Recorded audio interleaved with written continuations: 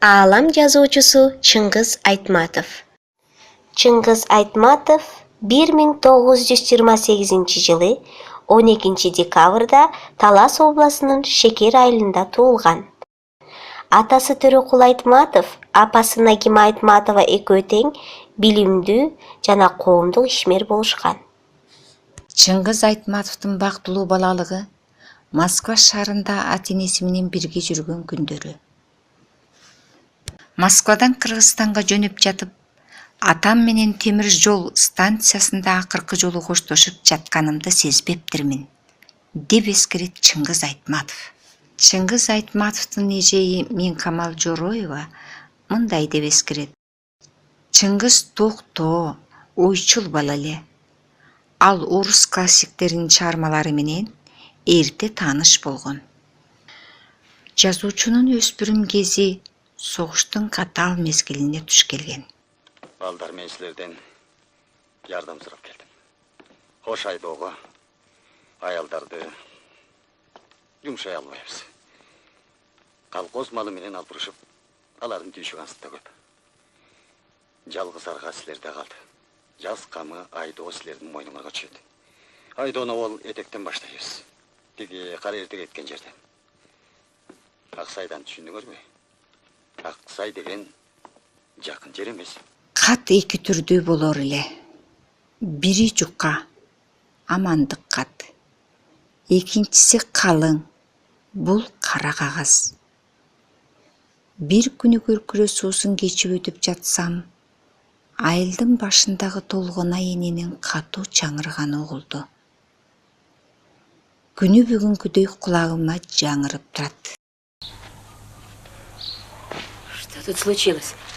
Скажите, что вы здесь стоите? Что случилось? Долганай, крепись, родная. Убили Касыма и Суванкова.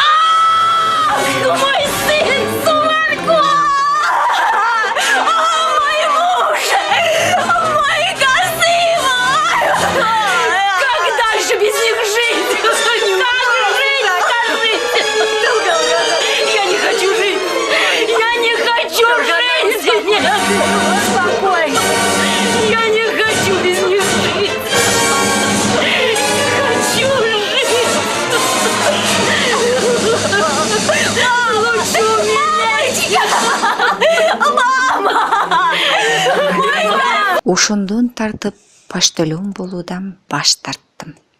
1956 жылы Москвадагы Максим Горький атындагы жогорку адабий курска өтөт. Эгерде мен ага барбаган болсом, өзүмдүн повесттеримди эч качан жаса алмак эмес элем, дейт жазуучу. Жамиля повести Чыңгыз Айтматовдун дипломдук иши болгон. Анын алгачкы аталышы Обон деген ат менен чыккан. СССР жазуучулар союзунун председатели Твардовский чыгарманы окуп туруп, Обон деген атына караганда чыгарманын ички мазмуну Жамиля деген атка ыңгайлуу, ылайыктуу болот экен деген сунушу менен Жамиля деп аталып калган. Чыгарманын жаралышы менен окумуштуулардын, сынчылардын арасында көптөгөн талаш тартыштар болду. Белгилүү советтик сынчы Сычин Чыңгыз Айтматовго мындай деген суроо менен кайрылды. Жамиляны эч ким урган да жок, сабаган да жок, өзүнөн өзү кетип калды.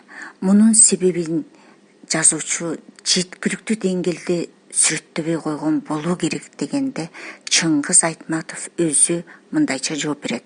Ооба, Жамиляны эч ким урган да жок, жаакат чапкан да жок. Эми кыргыз кыздары мурункудай мал катары калыңга сатылбай калды. Алар өзүнүн сүйгөнү менен өзү тандап кетүүгө акылуу. Анын себеби жаштардын психологиялык аң сезиминин өсүшүндө, деп жооп берет жазуучу.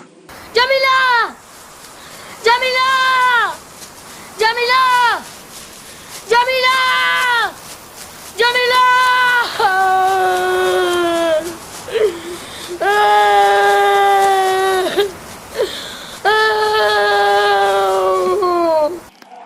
Повестеги башкы каарман Жамилянын мүнөзү кандай сүрөттөлөт? Жамиля кичинесинен жылкыда жүрүп өскөн Теп Уурду Бакайыр айылындагы жылкычынын кызы эле. Биздин Садыктагы жылкычы болуп жүрүп, жайлоодогу малчылардын тоюнда кыз кылмайга түшүп, Жамиляга жетпей калган имиш. Ошондон кийин намыстанып аны ала качып келгенин уккам. Эмнеси болсо да, алар 3-4 ай эле бирге туруп, анан Садык акемди аскерге алып кеткен. Жамилянын Даниярга болгон сүйүүсү Капчыгайдын түнкү кооздугунан башталган.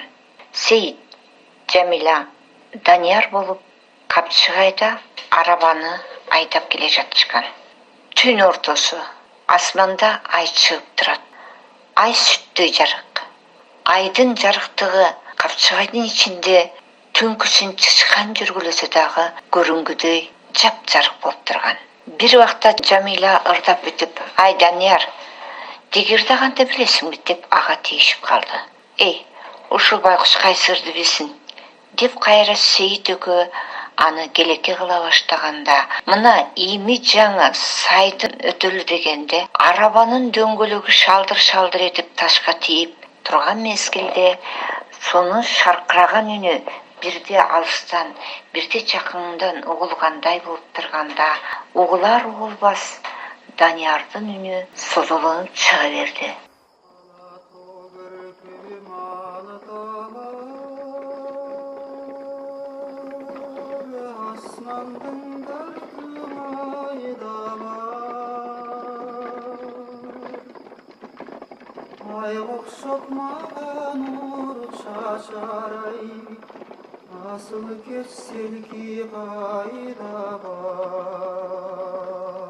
Ал созолонгон үндүн жаңырыгы айланадагы Капчыгайдын ичине карагайларды аралап, андан келип Жамилянын жүрөгүнөн орун тапты. Жамилянын Даниярдын ушул ыры анын Капчыгайдын түнкү кооздугу экөө аралашып, Жамилянын Даниярга болгон сүйүүсү ачыла берди. Чыңгыз Айтматов Жамиля повестинде Данияр менен Жамиляны Эгин талаасында кол кармаштырып, темир жол станциясын көздөй бет алып, маңдайында күндүн тийип турган нурун чачыратып чыгарманы аяктаган. Бул атайын символикалык көрүнүш. Силердин жашооңор мындан ары жакшы болот. Силерге эч ким тоскоол боло албайт. Бактылуу болгула деген идеяны берип аяктаган. Жамиля сүйүү тууралуу дүйнөдөгү эң сонун баян. Луи Арагон.